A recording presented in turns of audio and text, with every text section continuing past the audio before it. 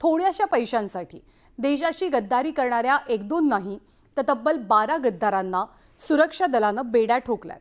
या घरबेद्यांनी देशाच्या संरक्षणासंदर्भातली काही छायाचित्र आणि इतर महत्त्वाची माहिती पाकिस्तानला पुरवलेली। या गद्दारांना जेरबंद करण्यासाठी सुरक्षा यंत्रणांनी ऑपरेशन मीर जाफर राबवलेलं। सुरक्षा दलाचं ऑपरेशन मीर जाफर, देशाच्या गद्दारांचा पर्दाफाश, तपास यंत्रणांचं स्पेशल ऑपरेशन।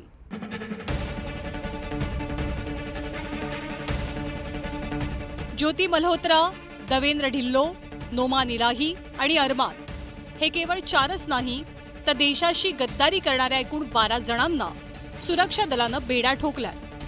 पाकिस्तानच्या ISI या गुप्तचर संस्थेनं टाकलेल्या जाळ्यात हे सर्वजण अडकले। या घरभेद्यांनी देशाच्या संरक्षणासंदर्भात काही छायाचित्र आणि इतर महत्त्वाची माहिती पाकिस्तानला पुरवली।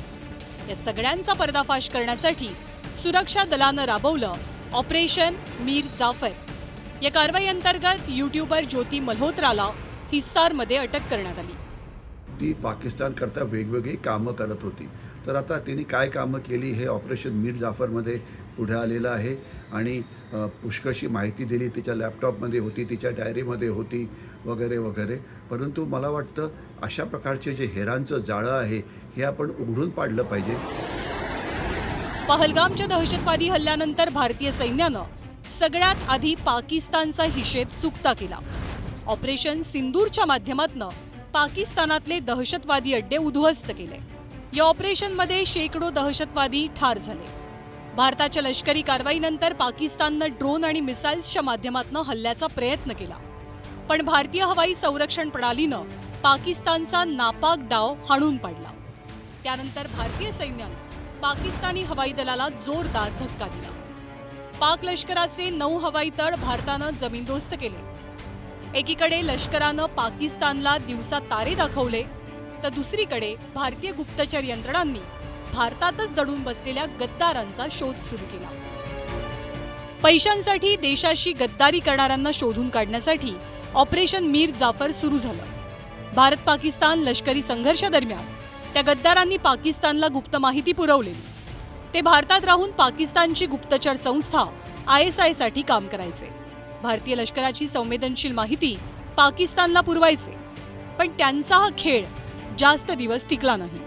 भारतीय तपास यंत्रणांनी त्यांचे धागेदोरे शोधून काढले।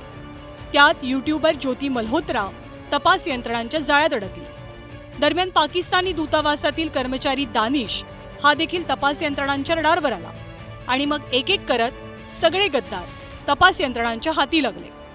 असं म्हटलं जातं हे जे वेगवेगळे भारतीय जे जाळ्यामध्ये अडकतात पाकिस्तानच्या, हे 3 Ws मुळे अडकतात: विमेन, वाईन आणि वेल्थ। तर या सगळ्यांना शोधलं पाहिजे इंटेलिजन्स ब्युरोच्या मदतीने, रॉच्या मदतीने, आणि त्यांना पकडून शिक्षा द्यायला पाहिजे। भारतीय उपखंडात इंग्रजांना शिरकाव करण्यासाठी गद्दार मीर जाफरनं मदत केली होती।